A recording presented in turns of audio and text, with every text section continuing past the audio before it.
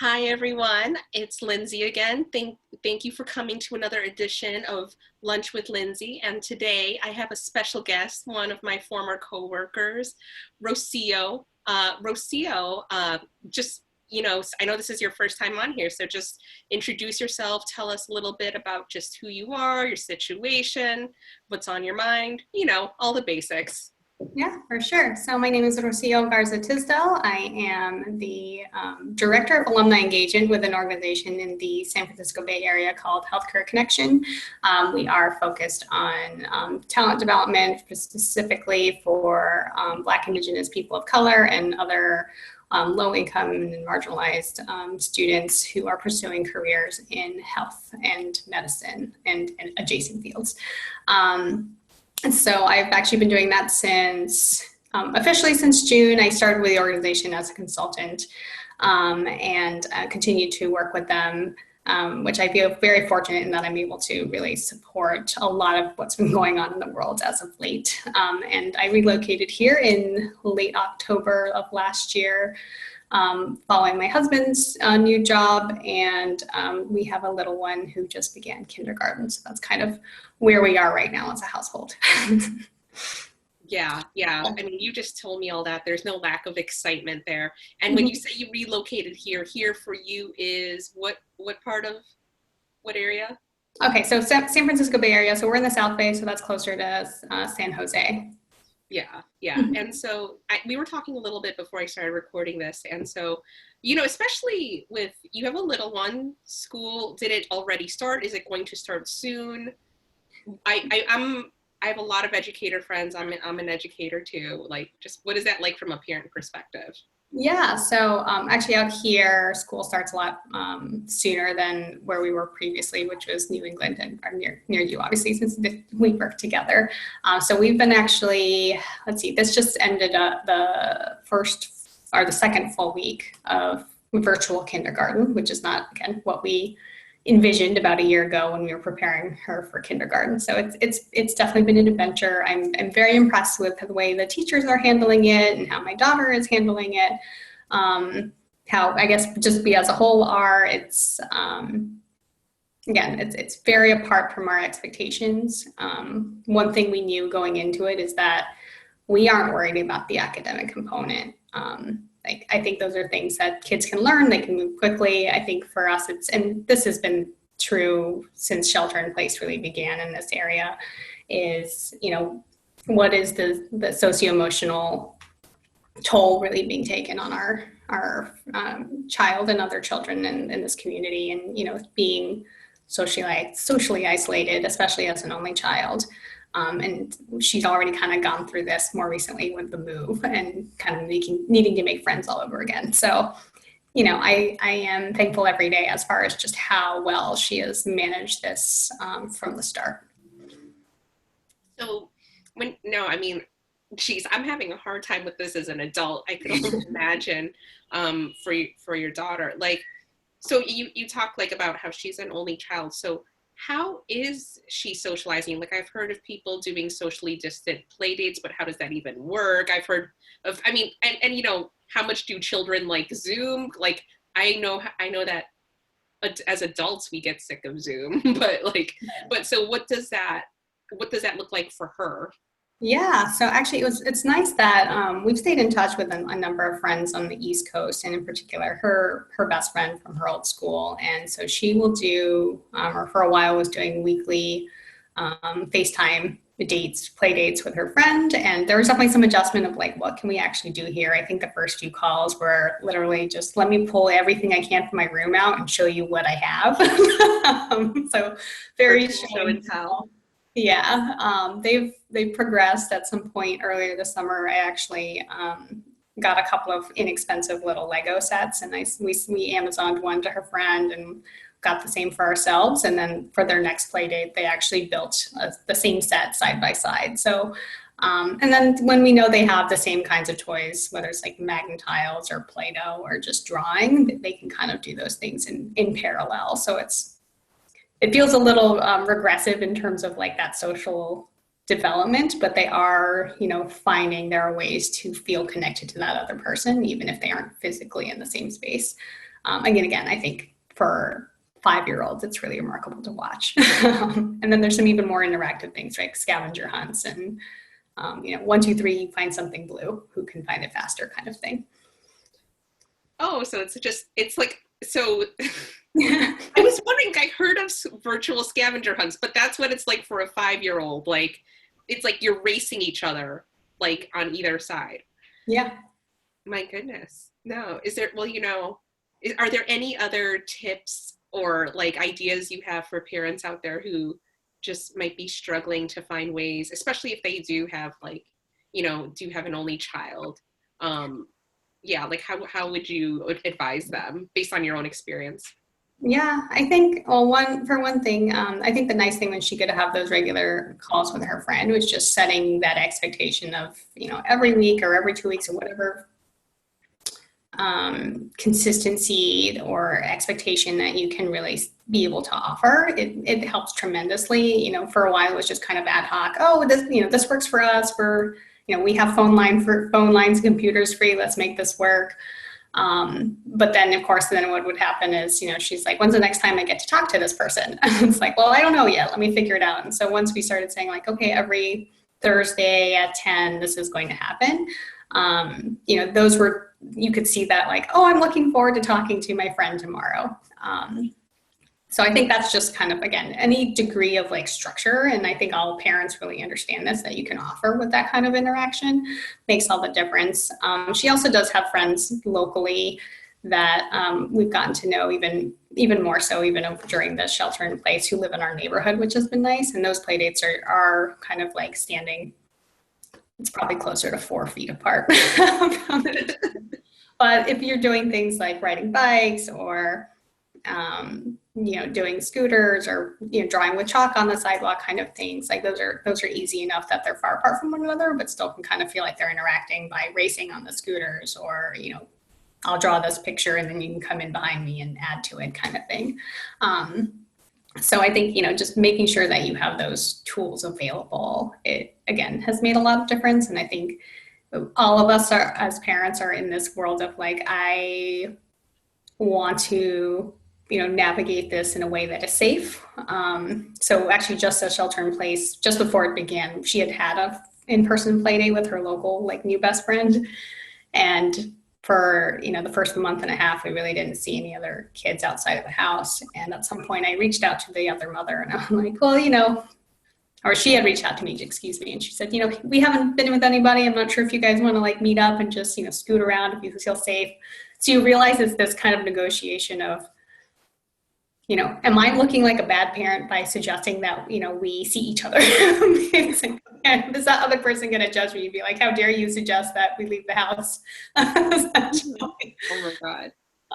So there's been a little bit of that, but over time, we've been said that, we'll send messages and be like, hey, if you feel comfortable and, giving the permission that, if it's not okay with you, I understand it, or I'll, respond to a parent who had wanted to do, you can drop off your daughter and we can do play dates indoors. We don't mind. We haven't been anywhere. And I just wasn't fully comfortable with that.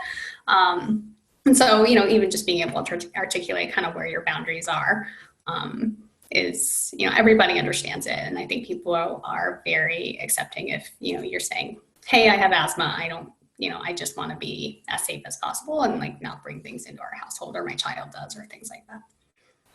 So yeah, I guess then it's a question of like who gets to be in your bubble, and so or your pod, whatever people are calling it these days. So it's you, your husband, your daughter, and then I guess with these other people you are interacting, but it's still the understanding that there will be some distance. Because I've also just heard of some situations where, like, for example, I have a friend who has her husband, and then his sister recently gave birth, and then so the sister, the baby, the sister's husband, then my friend and her husband, they all like, I guess, got tested for COVID, and they're like, okay, we're fine. And they just decided for like a trip, like we're going to be in this one pod. Right.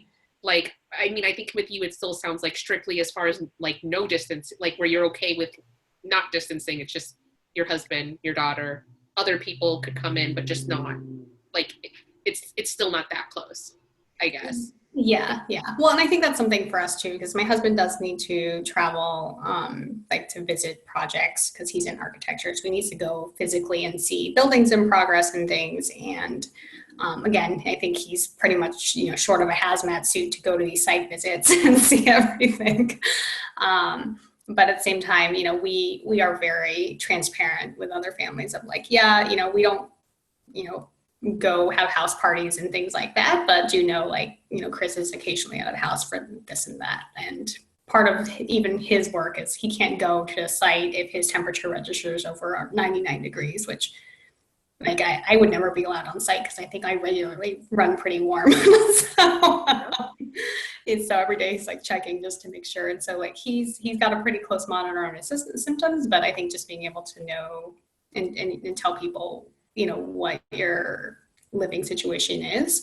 I know households. I was talking with a friend and they wanted to pot up with a neighbor who I think they have actually overlapping working relationships there. So like, oh great, we can actually like work together and our kids can play together, etc. But my friend was even like, I think that person like doesn't leave their house like at all, or they get everything delivered.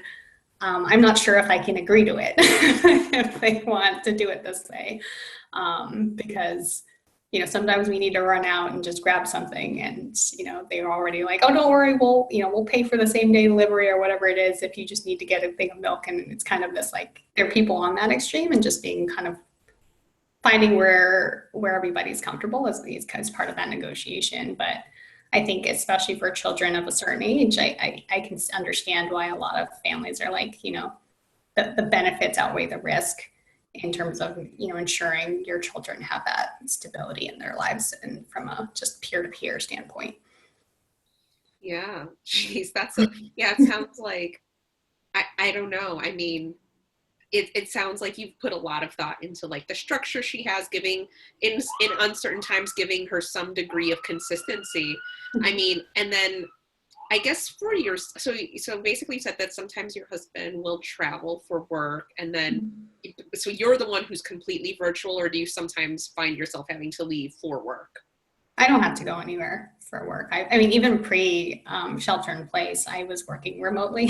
So that hasn't been like, that hasn't changed for me. And I think, again, to some degree, I was doing that consulting work and it was part-time and it was remote to begin with. So when that all began, I was kind of like, oh, I don't have to actually make a lot of adjustments on my end because this is how I've been working. I've been working through Zoom or, video calls and phone calls and email already to begin with. And our team actually uses, the team platforms Basecamp pretty regularly. And I'm actually on the board of a nonprofit that my friend started. We use Asana, so I'm actually very familiar with those tools. But I think the greater adjustment was very much okay, like this is fun. When we first had shelter in place, it was, oh, my daughter's gonna be home with me for 2 weeks, actually, I think it was a month initially. And then, just as that month was halfway past, we realized this isn't going to be a month. And so, really accepting that reality of like, this is the new norm. And then once my husband was also working from home, it was just a whole, like, how do we manage the space of our household to make it work for everybody, really. Gosh. And then also, like, I know you've talked a lot about your immediate family, but also, I mean, I guess I know you have family just like in different states and just parts of the world. Like, I guess, like, what do you notice to be like the major, like, either differences or actually the commonalities? Because I know that they're in very different living situations. Yeah, and they're all on the East Coast, at least from my side of the family, and my husband's family is largely in Texas. And that definitely has been something kind of where, we've all been in conversation with one another. I remember my siblings, and I have 5 of them, and I kind of hopped on a video call right after everybody was kind of in quarantine. And, one of my sisters said, like, we're living through something that, will definitely go down in history. And it's interesting because one of my siblings she has 2 kids, and like they've been doing more, I guess, to some degree, potting. They live in a very close-knit community. They're also in a pretty rural community, so I think they just haven't felt like there's been a lot of exposure to where some of the hotspots have originated, even on the East Coast. So I see that they've been doing more in-person activities than, would even be possible here. So to some degree, I was kind of like, we're taking it all very seriously, but your kids are in, summer camp activities in person. So that was kind of, a surprise. And I have, I think just having those conversations with them to see like what's happening locally and how are you getting out and about. And there's definitely varying degrees of, again, willingness to take risks, or, what would be perceived as risky from others. Across the siblings, there's very much a spectrum. There's one of my siblings who I definitely, I see the posts on Instagram and I'm like, are you out? What are you doing, kind of thing. But like out in like close quarters and crowded places, or is it like, what, I guess when you look at those Instagram posts, because God knows I've had my share of reactions to people's Instagram posts that really are a large span. So like, I guess what's like, what are you seeing in posts where you're like, I have questions? Yeah, it's definitely not like absence of social distancing, absence of masks, and then pictures of like, oh, we went to a restaurant and they're clearly dining in and not even say in an outdoor space, but in a indoor, and oh, the windows were open, or those kinds of things. And like, again, I can see where there's definitely varying degrees of what is acceptable or not state to state. And that is for me very much where, and as you know, I come from a public health, like that was where my career began. And so I have these kind of just visceral, like, what are you doing? So it's a lot to kind of process. And that's definitely where I find myself saying, like, I'm not going to look at this right now. I'll do my kind of public health promotion kind of throwback to my, original career path of like, here are the things we need to know. And that, makes me feel better. And I'll kind of call out, siblings and closer friends and be like, interesting questions for you. But I think, beyond that, it doesn't always feel, I guess that I have I'm in the right place to say, like, to judge someone, I guess, about it. And I think that can be, again, I think that just owes to the larger issue of there hasn't been consistency about, how to protect ourselves, just because of, there's no national level or even state to state or regional agreement about, what makes sense in terms of pandemic control. So. Yeah, I'm curious, like, how do you feel about, you're in Massachusetts, how is that being handled for you? What about other people that you're seeing that is also fluttering your heart? Yes. Geez, I have so much commentary. So, like, let me think.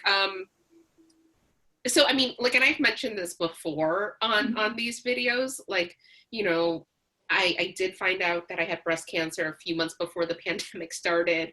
Like, I had just had a mastectomy, and then, a few weeks later, look, we're like, the pandemic came to Massachusetts. What was the company that's where it really exploded? Biogen, with their meeting in Massachusetts, in Boston. So yeah, thank you, Biogen. But yeah, like, I was, so for so that early spot, like, because of the way it intersected with my treatment, and then also, I talked about, I had fertility treatment to get my eggs frozen.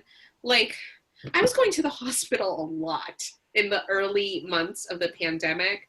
Like, if it could have been like follow-ups from surgery. It was, because for anyone who's done fertility treatment, you have to go in frequently for monitoring, so that the doctors, like, doctor knows how much, like, medicine to prescribe to you. And I remember actually when I had my fertility treatment, and I'm someone, this, like, for me, I think it's cultural too. Like, I would wear a mask when I was sick. When we worked together, people would laugh at me. Do you remember the days people would laugh at me? Didn't you have a box of masks? Yes. In your office? Yeah. I still have it. Well, because it was a box where I guess I ended up getting reusables. And again, this was pre-COVID. And so I still had an extra box. And I just remember, my supervisor just, like just wasn't like necessarily used to people who do that. And I'm just like, geez, this is so like, I'm just erring on the side of caution. What's the big deal? And it was something where even a few months before the pandemic started, like people would laugh at me and it's like, oh, there's Lindsay just being so conscientious. And then now it's like, oh yeah, I was ahead of the trend, or at least in this part of the US, because that in other parts of the world, that's just standard, right? It is. Well, and actually that was definitely one of the first things. So, we're here in the South Bay and there actually is a very international, ethnically diverse community here, and specifically to East Asia and South Asia. And actually we frequent a lot of one of our favorite places are the Japanese grocery store, the Korean grocery store, and one of the Chinese markets as well. So like that was the new norm. And, my daughter would ask, why is she wearing a mask? And I'm like, well, that's, what people do if they aren't feeling well, or if they, especially when we came in the fall, it was technically, fall, wintery flu season. So kind of saying, people just want to make sure that they're staying healthy. And she was just like, okay. And, it obviously is now ubiquitous, more or less in this area. But to me, when the pandemic kind of really came to light and, when everybody was like, oh, we're accepting that this is really happening, I had this moment of like, oh, thank goodness, people already do this here. It shouldn't be as much of an issue. And, I think to some degree early on there, I believe, I feel like so much has changed over the last 6 months, but, there was an uptick of cases in our area. I remember being like, why is that the case? I just don't understand. But, when you think about the numbers of immigrant communities that are here, for example, and there's definitely, pockets of wealth, and then low-income communities and the homeless community as well. And you realize like the access to information and resources are so varied that, of course, there can be issues. And you're seeing a lot of that in Southern California right now, in particular. So, yeah, I'm not sure I got there. Oh, you're talking about masks. Yeah, and you know what? To the point about masks, this is back in March. I remember I went to one of my medical offices with the mask, and then the sonographer, because this again was during my fertility treatment. She was telling you, oh, someone might ask you to take off that mask because, like she said at the time, the recommendation was that someone like me wouldn't need a mask. But I was like, I'm erring on the side of caution. And I explained, like, I had surgery not too long ago. It's like, I would, to me, it didn't make sense that I was entering a healthcare facility during a pandemic where things were unknown. But then there was this idea that, oh, like this mask I'm wearing, like, could be problematic. I was actually told by this sonographer, I was told, I was told like, oh yeah, because if people see you wearing a mask, they'll think you have COVID-19 and that'll cause mass hysteria. And yeah. I'm just there thinking, who are these people? Because I'm telling you, I'm in a community that's about a third Asian, like particularly East Asian, more Chinese, some Vietnamese. And I'm like, who are the people who have problems with it? And I think you and I know that means white people. Like, because I mean, honestly, when I look at the Asian community around here, again, this mask wearing was like a norm for a lot of them pre-pandemic. And yeah. So I think about that, because, I'm sure that person, that healthcare worker, was operating from a place in which, like, that person thought they had expertise, right? Yeah. And let me just say this. I was just, like, so it's like, yeah, they were operating from a place in which they felt like they had expertise over me. But then this is where it was essential for me to be my own advocate, because I think some other patient would have been like, oh, the sonographer thinks I might cause mass hysteria. Like, let me take this mask off. I was like, I'm okay with that, like if there's mass hysteria, but then it's covering my mouth and my nose, I'm all right with it. Just because I saw how this, I have a global family and friends, and like, I just saw how this was impacting other parts of the world. Mm-hmm. And I just knew that, there were people who were like, oh, the research doesn't prove this. The research doesn't prove that. And what I would say is that for marginalized communities, people in the most vulnerable situations, we don't always have time to wait for data. We don't always have time to wait for research. Our infections and our deaths become the data. And so I do think about that, and I'm like, wow, like, I'm glad like I held my own even when I was being encouraged not to wear that, right? Because I remember I tell this to people, they're like, oh yeah, Lindsay, because those masks could really be going to healthcare providers and stuff. And I'm like, I'm interacting with the healthcare providers. This is for myself and them too. Yeah. like I didn't see it as like I was stealing from healthcare providers, because we're interacting with each other. Yeah. But so that's how, like, here I am months later, and I think about that, and I'm like, well, I guess this is sometimes where it paid off for me to err on the side of caution and not waiting for the research, even though I generally would say, follow the research. Yeah. But yeah. What are your thoughts? Yeah, I guess I'm trying to figure out, organize what's in my brain at the moment. I think you point to some really important things there, and that, of course, again, I worked in a global public health, actually, context specifically. So one thing that was kind of coming to my mind too was when I did work with an HIV and AIDS treatment and prevention program for Nigeria, when a few times when I got to visit in country, I would also visit our TB clinic, because tuberculosis and HIV in that part of the world are often comorbid. And I remember expecting to be given a mask or something like that in entering a tuberculosis clinic. I was not. And I did ask my colleague about it, and she said, oh, we don't. It stigmatizes the disease. It's not something, we want people to, be, I forget what word she used, but it was kind of along the lines of like, we don't want people to be so alarmed about it that, it detracts from people's ability to get care, basically, and bring their loved ones for care. So I guess that was one perspective, and I wonder if that may be where the person you were interacting with was kind of where her mindset was about it, of like, we don't want to make this be like a thing unnecessarily. And then, of course, that's also where you get into this, they knew very clearly, like, your chances of exposure to TB were low unless you were like literally being kind of like spit on or something like that.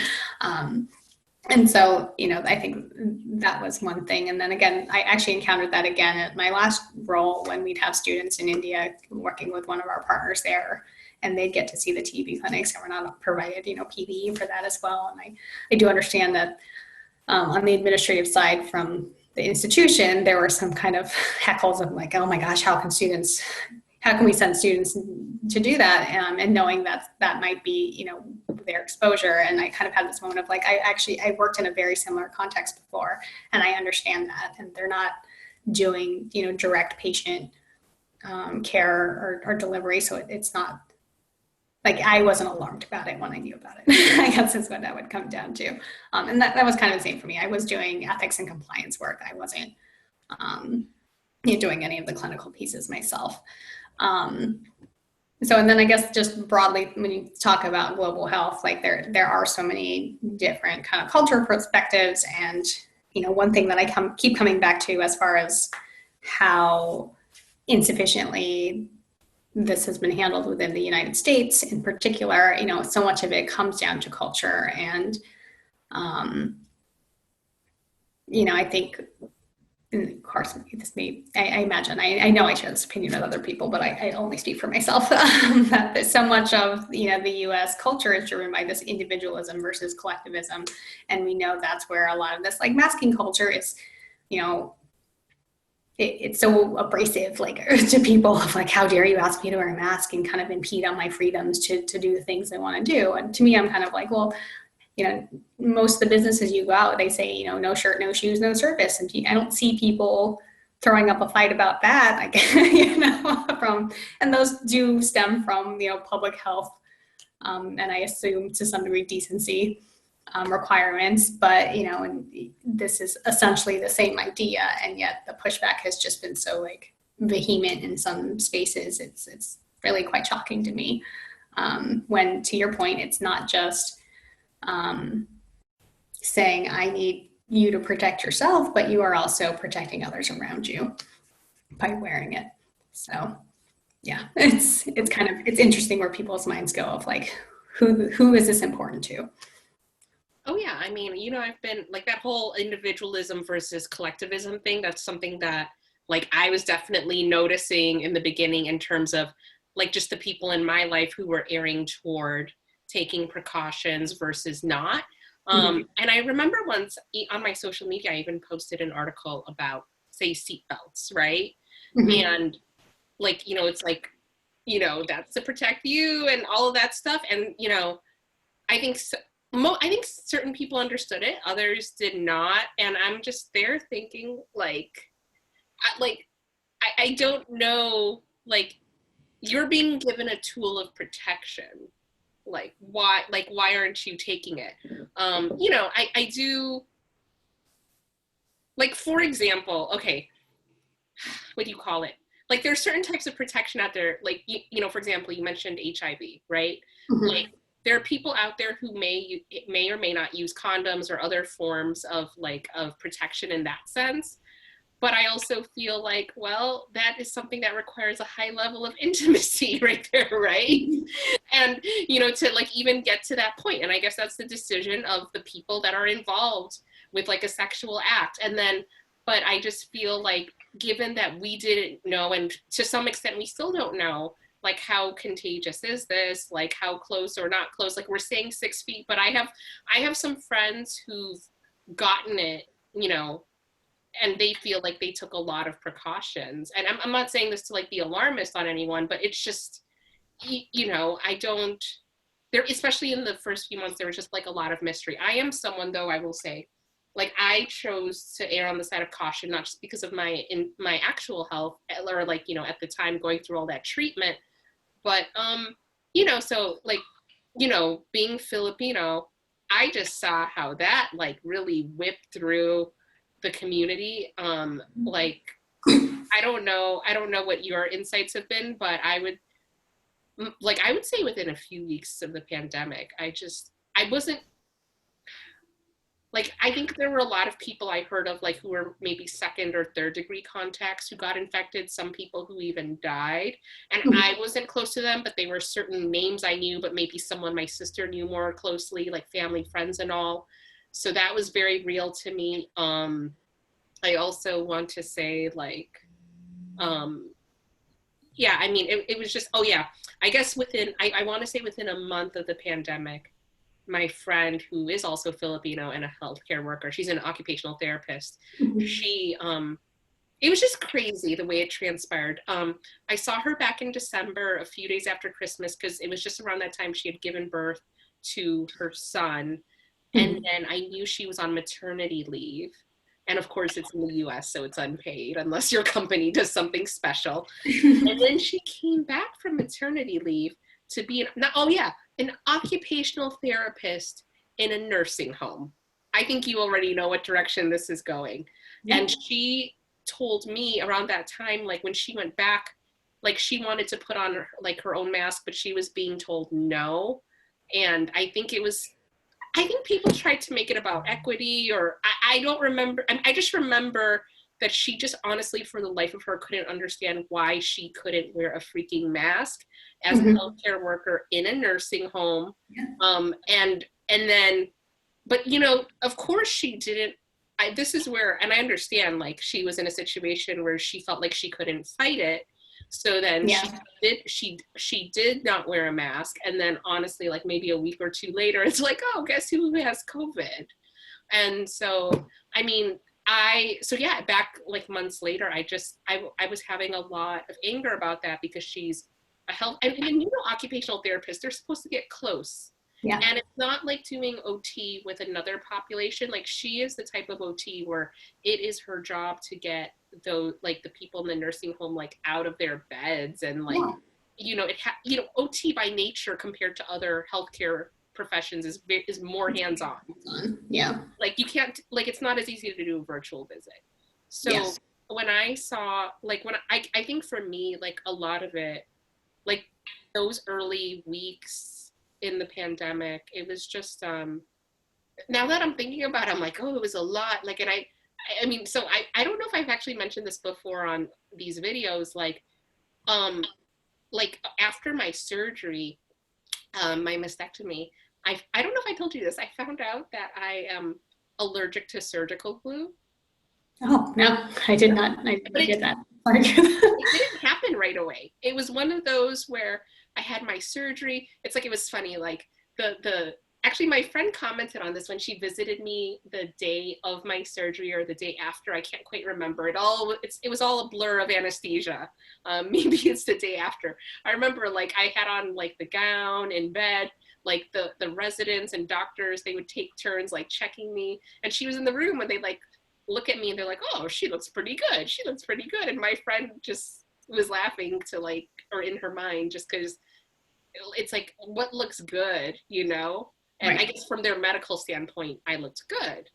And then a few weeks, it actually took a while. It was like, oh, my skin showed it with a rash that I was not I mean, and I remember calling my plastic surgeon's office to be like, what do I do? What is this? Like, because I couldn't feel the same way, but I could only see it visually. Like, I basically took off a bandage, and I'm like, oh my Oh, gosh, no. what the heck happened?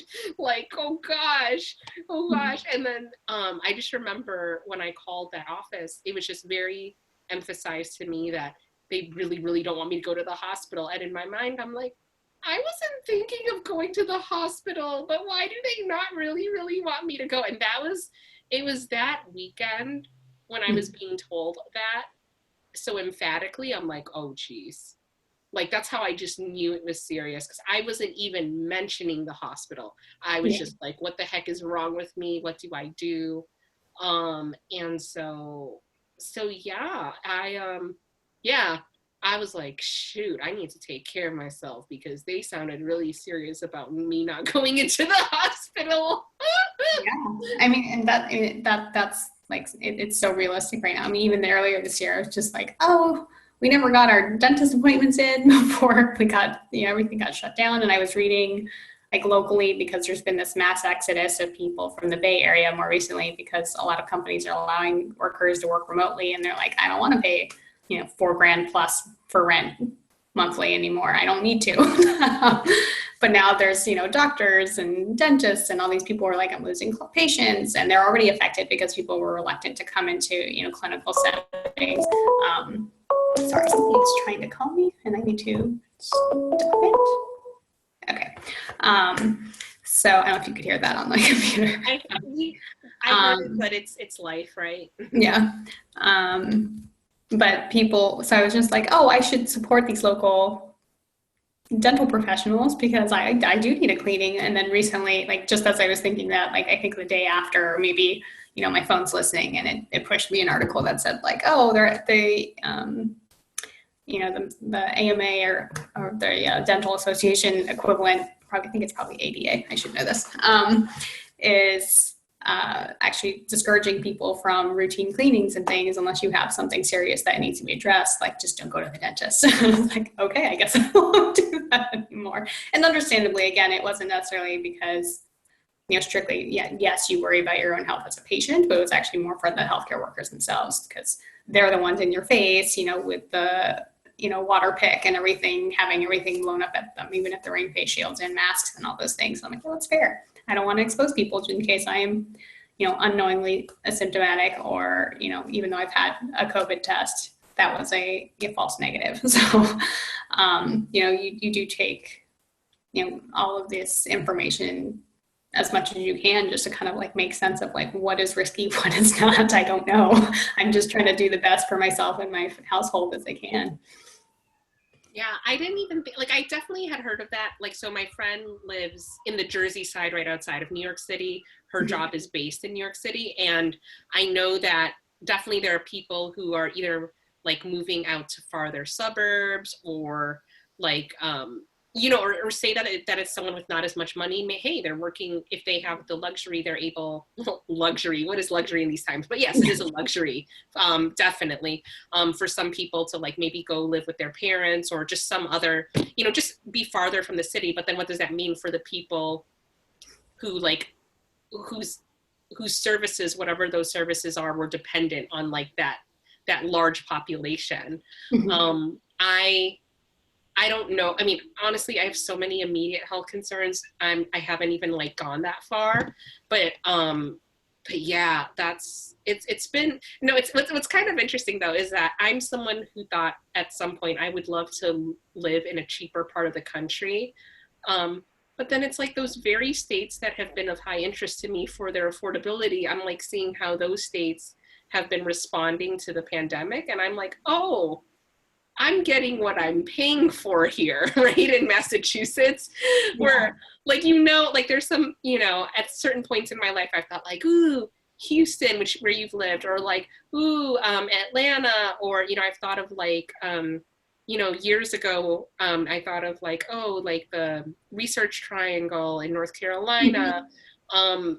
New Orleans, but geez, or Florida even. And it's like, oh, gee, like, let me look at states that are heavily impacted. And it's like, okay, well, I say I want a more affordable life, but what do I get for it? Yeah. Right. Well, and I think, actually, a friend of mine reposted somebody else who had done this her own research on population density, and she was kind of finding a lot of parallels across political parties those things. So, and kind of making the argument that this isn't a um, solely based on like race or specific urban areas, but it's actually about this population. That's the thing. I'm actually missing the full argument. So what happens when you read things like 11 o'clock at night before bed? But I think about that a lot when people are like, "Oh, I want to move." And actually, my sister and I were having this conversation, and we've had this conversation in the past, even before we relocated out here, of like what we want from kind of our geographical community. And there have been moments where I'm like, and actually right now I think where we are is perfect. It's not in either San Jose or San Francisco. I have kind of access to those cities without actually living in those cities. I live in the suburbs, in a way that I didn't fully expect, because I grew up in a very suburban and actually bordered by very rural area. And it was kind of like, I don't want to be I want to be in the city. And as I get older and realize like I have so much appreciation for those kind of environments, because you have your own space, and and you realize that that is largely why a lot of those communities probably aren't having as much as heightened of a response to the pandemic, because they're kind of like, I already have 100 feet between me and the next property, so I'm not sure like what the big deal is with the social distancing. Like, you're not living on top of one another. You're not living, however many people in a complex, or those are very few and far between. But there is that, how do you reconcile that with like, this would be less expensive, but it feels like you're not taking the precautions that you need, that I need you to be taking to make that leap. And I could go in a whole other direction with this too, because my sister and I were having this conversation. We started to get into like, this is probably why a lot of people of color don't want to move into like rural communities, beyond the like, I don't want to be the only one, but it's also like, I miss out on all these resources that I love to have access to in the city. And it's hard to kind of abandon that. So. No, I mean, I hear you on that. I have generally lived, if not in a city, at least in like right outside of a city, in a major metropolitan area of some sort. And yeah, I mean, I definitely, aside from my college days, which were like in a robust college town. But like aside from, yeah, I mean, there are definitely resources. And when I think of resources, I mean, they could be health, they could be educational, they could be arts and culture, they could be sports. You know, I just love having that access. I like being in a place that feels cosmopolitan. I don't think large and cosmopolitan always go together, but in certain situations they can. I definitely do think there are smaller cities that can have a lot of that, the culture and the athletics and like the healthcare, like all that stuff that I would want. I will say like, yeah, I mean, that's just been something on my mind because as I've been older, I've been wanting a place for more space and more affordability. But again, what does that mean? And not just from health, like, you know, we've been talking about public health mostly through the lens of COVID-19. And yes, we've been talking about it, you know, also in certain ways as it impacts like marginalized communities, like, you know, particularly our own. But then, you know, it's also intersecting with all the very explicit racial and implicit racial injustice, particularly anti-Blackness. And so, you know, I think, like, I like, usually I would have started our conversation with that topic just because it's been so front of mind, you know, just given what's happened in the last week from Lafayette, Louisiana to Kenosha, Wisconsin. I'm originally from Illinois, so Kenosha, it was like a town that I would hear a lot about. But like, I never have actually been there. I have no reason to freaking go to Kenosha, right? But there's just something about being familiar with the town name. Yeah. And Sure. like, it feels weird. Oh wait, sorry, you going to say something? Oh no, sorry. I had an itch. No, but yeah, whether it's, you know, like, you know, just Jacob Blake, like Trayford, Pellerin, like just everyone's, it's just more hashtag names, right? When obviously they are more than hashtags, they're humans. I didn't sleep well last night, the past few nights. I mean, it's just been, you know, it's interesting. And I didn't know that in the year that I'd be going through cancer treatment, that it's actually the racism, particularly the anti-Blackness, that has just been pissing me off the most. like I'm like, really, this is causing me more stress? Like, I think there are people who would much rather talk to me about cancer than racism. Racism is where people feel more awkward. And I want to also just take this as an opportunity, because you talked about how you've had like a public health background, but it's also intersected to some degree with you having more of like a D&I background as well, or like could you speak a little bit about that? Because I mean, just especially as you're thinking about two public health crises, and really two pandemics intersecting, what the heck do you make of that? I mean, and I understand that right now there's just been so much happening. It's kind of hard to distill it. Yeah, it's a lot. And I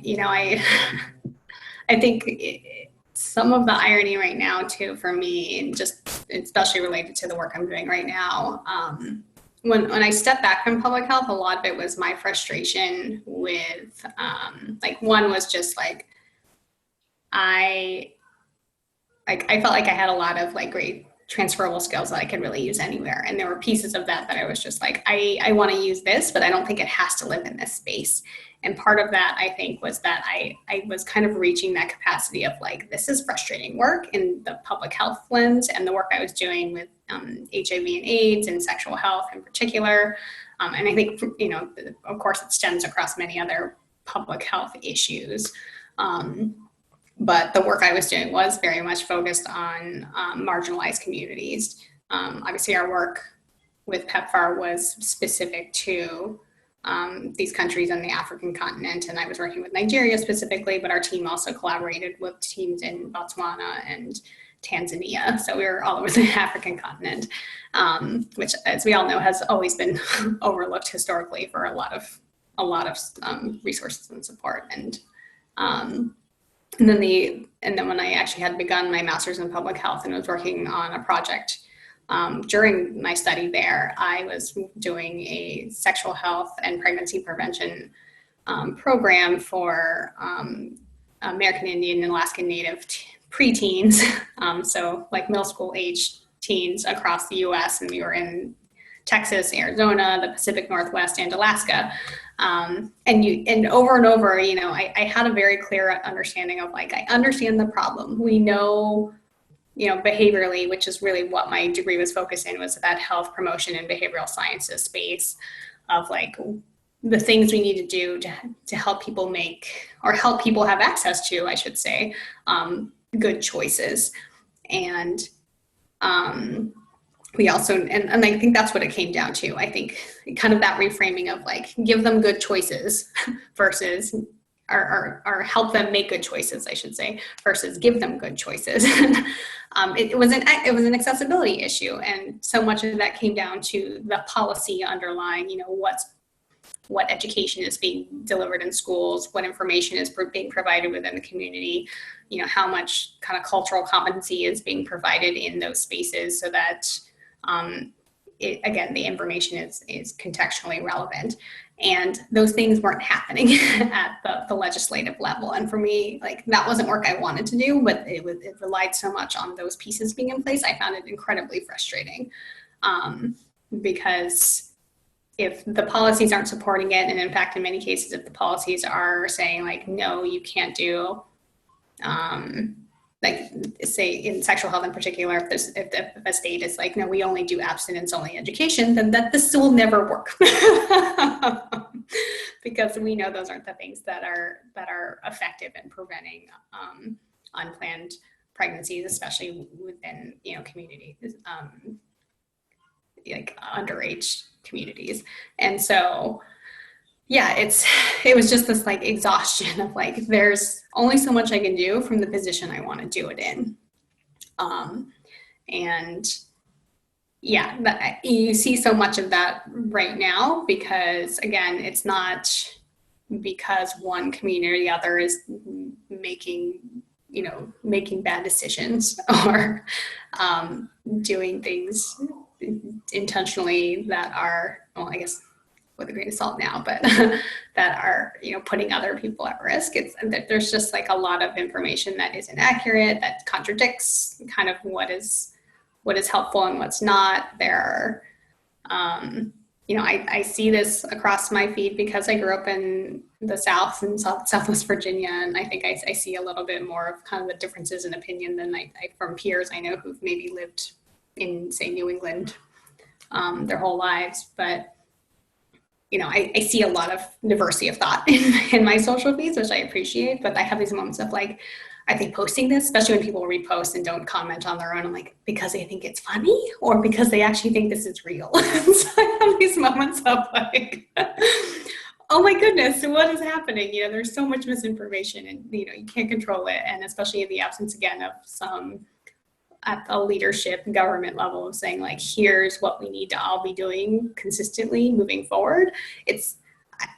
I am not surprised, I guess is what it comes down to. I have these moments where I'm like, this is so frustrating and oh my gosh, this is crazy. But at the same time, I'm not surprised. And I think it's sad because I kind of took a step back from that world about a decade ago, and I still see the same problems as I saw then. No, for sure. I was noticing that early in the pandemic on the way things were being framed. Is it like, are people making bad choices, or is it because they're in crappy situations? And so, especially like if you're in a situation where you're in a multi-generational household and it's crowded, or you're an essential worker, all of those things collide. But then of course now it's intersecting with all these shootings that are making the news. Not that the shootings themselves are new, but it's more that, now we all have, access. We all more have access to the video or the photo of this or that incident happening. Mm-hmm. It's just, something that had been on my mind already for a few years was just how, like, sorry. Will be between discrimination and health. Like, I definitely knew that, like, discrimination, racism, whatever, that does like definitely have an impact on someone's health. And I think it's new, even though the research has been out there for a while. I think it's only now people are realizing, racism is a public health crisis. It's a public health issue. And like, that might not be, I mean, how long has that been a mentality for you? Because I feel like it's only now, like, and I was aware of like the measures Wisconsin took and whatnot, like, before, but for people now, it's like, wow, this is a novel idea. And it's actually something that I'm really trying, no, like, I'm trying to, I'm part of like a movement in my town to really like make that a priority. And trust me, it's hard to even just get that acknowledgement that racism is a public health issue for, with respect to like the shootings, with respect to, the way the discrepancies with COVID and other health issues, right? Like, but how long has that been a mindset for you? Because it's just funny that like it's so hard for me to like get that acknowledgement from my local government. Yeah. I mean, I think I do feel like I've had an awareness of it even before I made that initial commitment to public health as a career space. Like there are actually probably two courses, that I took at Wellesley as an undergraduate. One was my first semester, medical anthropology with Philomena Steady, who retired from Wellesley more recently. She's an incredible professor. You should look up her work. You'd probably find it very interesting. But that was it. Kind of the layer of like my understanding of going in that course was just the general like looking at medicine through different cultural lenses. But you definitely see that yes, the way that medicine and health is approached is shaped by that culture, but it's also shaped by what legislation or policies and all these other structures, systemic things that shape that culture, and what stems from it, and who's affected by that. And then I actually took an epidemiology course with the sociology department at Wellesley as well, and we went through the basics of like, the water pump study and understanding like this is why people were getting sick. And, I think even then it's like, okay, you recognize these things because certain communities don't have access to clean water. And, and which communities are those, and really looking deeper at that picture of like, oh, it's, is it this specifically a poor community that was, having unclean things, and not just the water pump example, but just like even down the road, and we think about Flint, Michigan, for example. But why is it that this is the community that doesn't have those kind of like basic human needs or understandings? I know because my husband works in architecture, and we've had these conversations too about how. And actually, our former colleague Katie and I we'd also talk about just like the urban environment and how urban design and architecture and design over the years has like contributed to racism in a variety of ways, of the way that communities are constructed and organized and things like that. And like it's all connected, and all comes back to that, to racism. And I think to your earlier point, people don't want to talk about it, or they don't really, or they acknowledge it maybe in that space, and they're not really connecting all the pieces and saying, oh, it's happening here, it's happening there, and these are the outcomes that come from it. And, largely it contributes to the health and well-being of those communities. Like, yes, it is very clearly a public health issue. And I mean, and again, to you and to other people in your field, that's a duh. But it's just interesting because I think what I have seen, especially since George Floyd, and this was even true before George Floyd, it's the whole, it is a public health crisis, but it is consistently being treated as a public relations crisis. It becomes what's the statement that such and such organization is going to put out? Like, what do the stock photos look like on their website and their social media? I mean, that stuff is important. I'm not going to lie. Like, representation does matter, but, that is a component of something like that is really multifaceted. And I think it's interesting because I think there is, on one hand, a need for organizations to move quickly, to like say something right away, be the first to say it. You don't want to be the last one. But then also, can they design systems, design processes that are like, that have like a longer term impact? And it was interesting. I think in the last couple of months, I was thinking, oh, are people waning in their interest in this topic, or it's kind of getting old for them now? And then of course these recent events happened. It shouldn't have to take that. It shouldn't have to take like another image of like someone being murdered or injured in a certain way, but it just is. And I think really what I'm trying to really focus on moving forward, whether it's in my personal life or, you know, like work, community, is like, how do we just continue to acknowledge and treat this as a public health crisis and not just public relations, right? Yeah. I mean, because, you know, isn't the pandemic hard enough? Like, isn't just trying to take care of your own health and like make sure that your daughter is developing socio-emotionally and learning, and not necessarily in an academic sense, but just learning and growing? Like, shouldn't that just be enough for a lot of us? Yeah, well, and I think that's the challenge, is that you can't really tackle the pandemic without acknowledging that that those health disparities exist.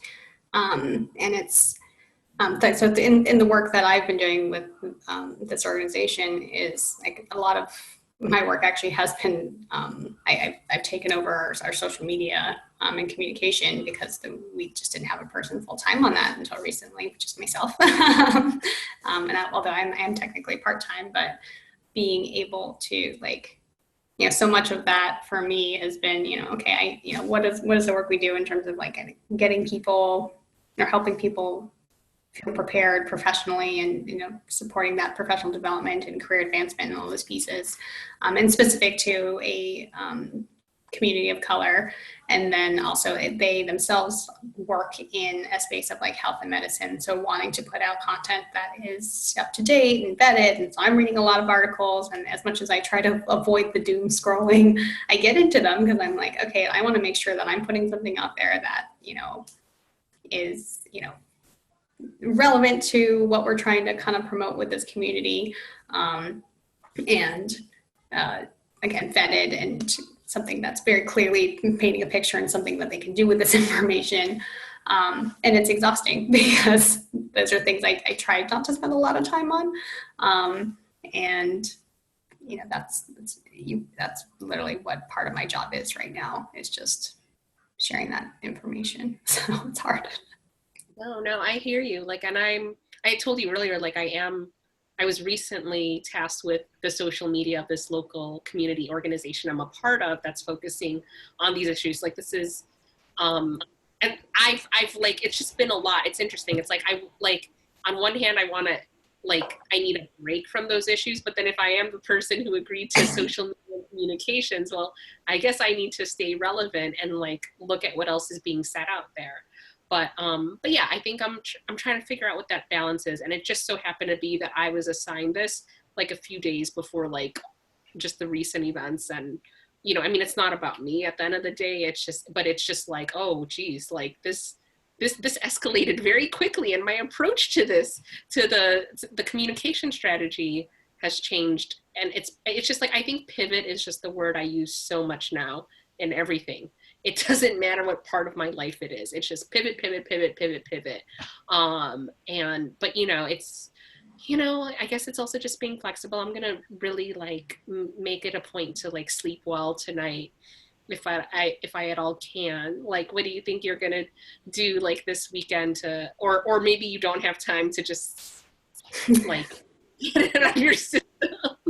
Yeah, actually, my organization actually gave everybody yesterday and today as PTO days, just kind of in recognition. The rest of my team actually put on, like, pivoted very quickly to a fully remote virtual internship experience for our students this past summer.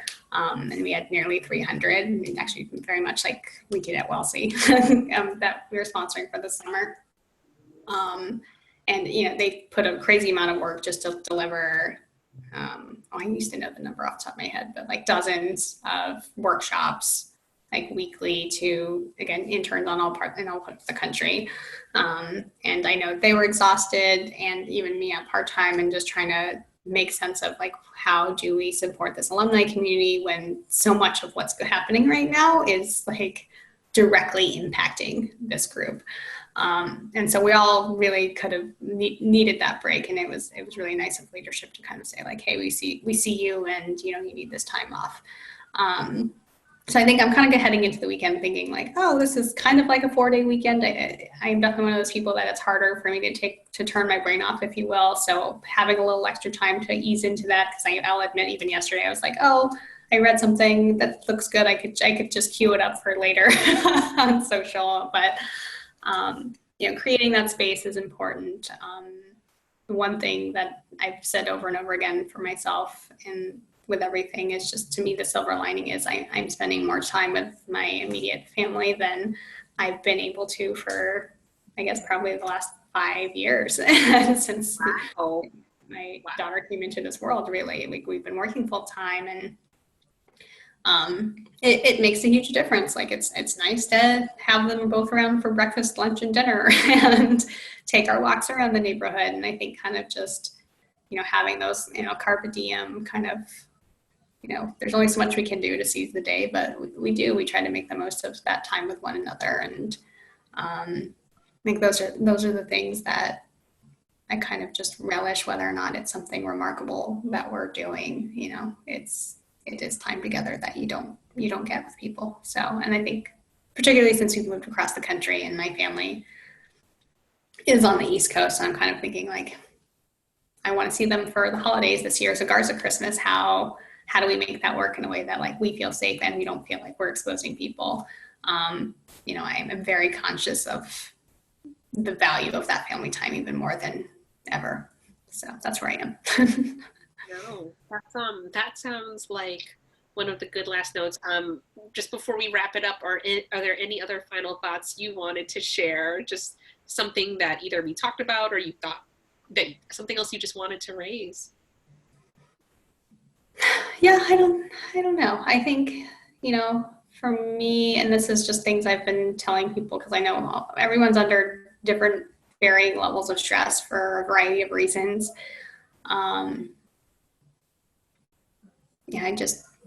Just be mindful of that. It's just take care of each other, because you don't know what the other person's going through. That's kind of how I try to approach any conversation I have these days. And I think I generally try to, but I'm more intentional than ever, I think. Yeah, I've seen articles about self-care. I would definitely like to see more articles about community care, because again, that whole individualism and collectivism conversation, you do need a degree of both. And so thank you for taking time to chat with me. And so we're just going to sign off. Thank you, everyone, for joining us, and I will see you all at the next edition. Bye-bye.